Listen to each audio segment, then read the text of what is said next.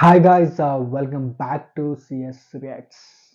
2.5 ವರ್ಷದ ನಂತರ Max movie release ಆಗಿದೆ. ಸೊ ಮೂವಿ ನೋಡ್ಕೊಂಡು ಬಂದೆ. ಸೊ ಹೇಗಿತ್ತು, ಹೇಗನ್ನಿಸ್ತು ಅಂತ ಮಾತಾಡೋಣ. ಅದಕ್ಕಿಂತ ಮುಂಚೆ ಒಂದು ಮಾತು ಹೇಳ್ಬಿಡ್ತೀನಿ. ಸುದೀಪ್ ಅವ್ರಿಗಿರುವಂತಹ ಸ್ಟಾರ್ಡಮ್ನ, ಅವರಲ್ಲಿರುವಂತಹ ಟ್ಯಾಲೆಂಟ್ನ, ಅವರಲ್ಲಿರುವಂತಹ ಆ್ಯಕ್ಟಿಂಗ್ ಸ್ಕಿಲ್ಸ್ನ, ಅಥವಾ ಅವ್ರನ್ನ ಹೇಗೆಲ್ಲ ಯೂಸ್ ಮಾಡ್ಕೊಬೋದು, ಹೇಗೆಲ್ಲ ಯುಟಿಲೈಸ್ ಮಾಡ್ಕೊಬೋದು ಅನ್ನೋ ವಿಷಯ ನಮ್ಮ ಕನ್ನಡ ನಿರ್ದೇಶಕರಿಗಿಂತ ಬೇರೆ ಇಂಡಸ್ಟ್ರಿ ನಿರ್ದೇಶಕರಿಗೆ ಚೆನ್ನಾಗಿ ಗೊತ್ತಿದೆ ಅನ್ನೋ ಮಾತು ಈ ಮೂವಿ ಮುಖಾಂತರ ಮತ್ತೊಮ್ಮೆ ಪ್ರೂವ್ ಆಯಿತು.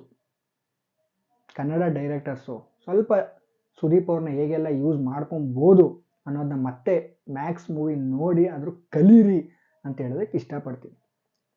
ಸೊ ನೀವಿನ್ನೂ ನನ್ನ ಚಾನಲ್ಗೆ ಸಬ್ಸ್ಕ್ರೈಬ್ ಆಗಿಲ್ಲ ಅಂತಂದರೆ ಸಬ್ಸ್ಕ್ರೈಬ್ ಮಾಡ್ಕೊಂಡು ವಿಡಿಯೋ ನೋಡಿ ಅಂತ ಹೇಳ್ತಾ ಮೂವಿಯ ಒನ್ ಲೈನ್ ಸ್ಟೋರಿ ಕಡೆ ಬಂದ್ಬಿಡೋಣ.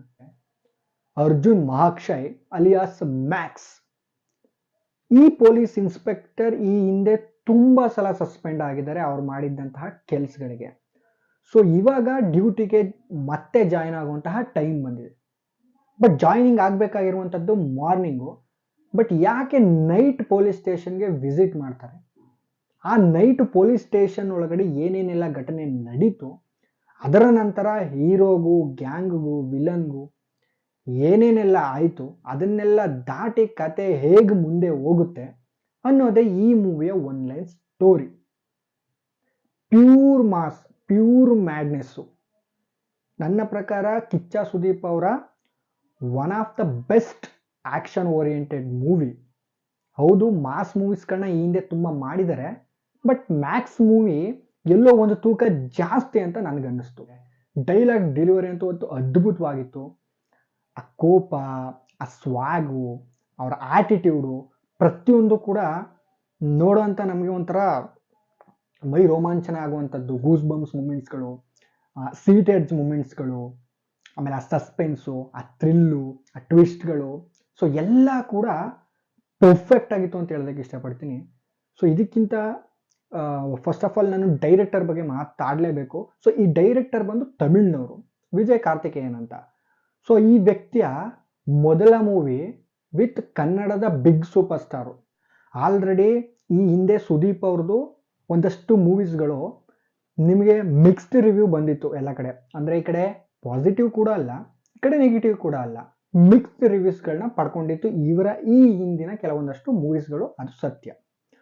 ಬಟ್ ಈ movie all over Karnataka at present positive ರಿವ್ಯೂನಲ್ಲಿ ಓಡ್ತಾ ಇದೆ. ನೆಕ್ಸ್ಟು 27ಗೆ ತಮಿಳು, ತೆಲುಗು ಅಲ್ಲೆಲ್ಲ ಕೂಡ ರಿಲೀಸ್ ಆಗ್ತಾಯಿದೆ. ಸೊ ನೋಡಬೇಕು ಅಲ್ಲಿ ಹೇಗೆ ಮೂವಿಯನ್ನು ಅವ್ರು ಅಕ್ಸೆಪ್ಟ್ ಮಾಡ್ತಾರೆ ಅಂತ. ಸೊ ಕತೆ ಕಡೆ ಬಂದ್ಬಿಡೋದಾದರೆ, ಹೌದು, ನಾನು ಆಗಲೇ ಸುದೀಪ್ ಅವ್ರ ಪರ್ಫಾರ್ಮೆನ್ಸ್ ಬಗ್ಗೆ ಹೇಳಿದೆ. ಪ್ರತಿಯೊಂದು ಮೂವಿನಲ್ಲೂ ಕೂಡ ಅವ್ರ ಅಭಿನಯ ಚಕ್ರವರ್ತಿ ಅಂತ ಪ್ರೂವ್ ಮಾಡ್ತಾನೆ ಇದ್ದಾರೆ. ಇಲ್ಲೂ ಕೂಡ ಸ್ವಲ್ಪ ಜಾಸ್ತಿನೇ ಪ್ರೂವ್ ಮಾಡಿದ್ದಾರೆ.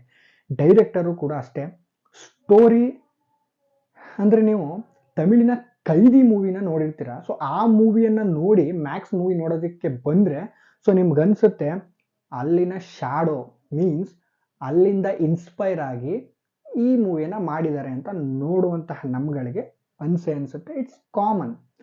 ಬಟ್ ಆ ಮೂವಿಯ ಕಂಟೆಂಟೇ ಬೇರೆ, ಬಟ್ ಈ ಮೂವಿಯ ಸ್ಟೋರಿ ಆ್ಯಂಡ್ ಕಂಟೆಂಟೇ ಬೇರೆ. ಆ್ಯಂಡ್ ಓವರ್ ಆಲ್ ಈ ಮೂವಿಯ ಸ್ಕ್ರೀನ್ ಪ್ಲೇ ಏನಿದೆ ತುಂಬಾ ಸ್ಟ್ರಾಂಗ್ ಆಗಿದೆ, ತುಂಬಾ ಫಾಸ್ಟಾಗಿ ಹೋಗುತ್ತೆ. ಯಾಕಂತಂದರೆ ರಾತ್ರಿ 7 ಗಂಟೆಯಿಂದ ಬೆಳಿಗ್ಗೆ 7 ಗಂಟೆ ತನಕ, ಅಂದರೆ 12 ಅವರ್ಸ್ ಟೈಮ್ ಪೀರಿಯಡ್ನಲ್ಲಿ ನಡೆಯುವಂತಹ ಕತೆ. ಎಲ್ಲೂ ಕೂಡ ಜಾಸ್ತಿ ಟೈಮ್ ವೇಸ್ಟ್ ಮಾಡೋಂಗೆ ಇಲ್ಲ. ಬೇಡದೇ ಇರುವಂತಹ ಸೀನ್ಗಳನ್ನ ಮಧ್ಯೆ ಆ್ಯಡ್ ಮಾಡೋದಕ್ಕೆ ಆಗೋದಿಲ್ಲ. ಆ್ಯಂಡ್ ಆ್ಯಡ್ ಕೂಡ ಡೈರೆಕ್ಟರ್ಸ್ ಆ್ಯಂಡ್ ಆ ಥರ ಸೀನ್ಸ್ಗಳನ್ನ ಕೂಡ ಆ್ಯಡ್ ಮಾಡಿಲ್ಲ. ಅಂದರೆ ಈ ಫುಲ್ ನೈಟಲ್ಲಿ ಯಾವ್ಯಾವ ಸೀನ್ಗಳಿಗೆ ಒತ್ತು ಕೊಡಬೇಕು, ಯಾವ್ಯಾವ ಸೀನ್ಗಳು ಬರಬಾರ್ದು ಅನ್ನೋದನ್ನು ಮೈಂಡಲ್ಲಿ ತುಂಬಾ ಚೆನ್ನಾಗಿ ಕ್ಯಾಲ್ಕುಲೇಟ್ ಮಾಡಿ ಕಥೆನ, ಸ್ಟೋರಿನ, ಸ್ಕ್ರೀನ್ ಪ್ಲೇನ ನಮಗೆ ಪ್ರೆಸೆಂಟ್ ಮಾಡಿದ್ದಾರೆ. ಸೊ ಡೈರೆಕ್ಟರ್ಗೆ ಅದಕ್ಕೊಂದು ಆ್ಯಡ್ಸ್ ಆಫ್ ಹೇಳಲೇಬೇಕು. ಆ್ಯಂಡ್ ಈ ಮೂವಿಯ ಆ್ಯಕ್ಷನ್ಸ್ ಕಡೆ ಒಂದು ರೌಂಡ್ ಬರೋದಾದರೆ, ಕಿಚ್ಚ ಸುದೀಪ್ ಅವರು ಈ ಹಿಂದೆ ಮಾಡಿರುವಂಥ ಮೂವೀಸ್ಗಳು ಹೋಲಿಸ್ಕೊಂಡ್ರೆ ಅವರಿಗೆ ಇದು ಒಂದು ಹೊಸ ರೀತಿಯ ಆ್ಯಕ್ಷನ್ ಸೀಕ್ವೆನ್ಸ್ ಅಂತ ಹೇಳ್ಬೋದು. ಆ್ಯಂಡ್ ಅದನ್ನು ಅವರು ತುಂಬಾ ಚೆನ್ನಾಗಿ ಕೂಡ ಮಾಡಿದ್ದಾರೆ. ಆ್ಯಂಡ್ ಅವರ ಪ್ರತಿಯೊಂದು ಫೈಟ್ಸಲ್ಲೂ ಕೂಡ ನಿಮಗೆ ಆ ಸ್ವ್ಯಾಗ್, ಆ್ಯಟಿಟ್ಯೂಡ್ ಅದೆಲ್ಲ ನಿಮಗೆ ಕಾಣಿಸುತ್ತೆ. ಆ್ಯಂಡ್ ಇನ್ನೊಂದೇನಪ್ಪ ಅಂತಂದರೆ ಈ ಮೂವಿನಲ್ಲಿ ತುಂಬ ಕಡೆ ಸ್ಮೋಕ್ ಮಾಡ್ತಾರೆ, ತುಂಬ ಕಡೆ ಅಂದರೆ ತುಂಬ ಕಡೆ ಒಂದು 10 to 15 ಟೈಮ್ಸ್ ಸ್ಮೋಕ್ ಮಾಡ್ತಾರೆ. ಸೊ ಆ ಸಿಗರೇಟನ್ನು ಕೈಯಲ್ಲಿ ಎತ್ಕೊಳ್ಳೋದಾಗಿರ್ಬೋದು, ಸ್ಮೋಕ್ ಮಾಡುವಂಥದ್ದಾಗಿರ್ಬೋದು, ಪ್ರತಿಯೊಂದು ಕೂಡ ತುಂಬಾ ಸ್ಟೈಲಿಶ್ ಆಗಿ ಮಾಡಿದ್ದಾರೆ. ಅಂದರೆ ಇಡೀ ಮೂವಿಯನ್ನು ಸುದೀಪ್ ಅವರು ಒನ್ ಮ್ಯಾನ್ ಶೋ ಅನ್ನೋ ರೀತಿ ತಗೊಂಡೋಗ್ತಾರೆ. ಸೊ ಮೂವಿಲಿ ಕ್ಯಾರೆಕ್ಟರ್ಸ್ಗಳ ಬಗ್ಗೆ ಮಾತಾಡೋದಾದ್ರೆ ಸುದೀಪ್ ಅವ್ರನ್ನ ಹೊರತುಪಡಿಸಿ ನನಗೆ ಪರ್ಸ್ನಲ್ ಆಗಿ ಇಷ್ಟ ಆಗಿದ್ದು ಉಗ್ರ ಮಂಜು ಅವರ ಕ್ಯಾರೆಕ್ಟರು.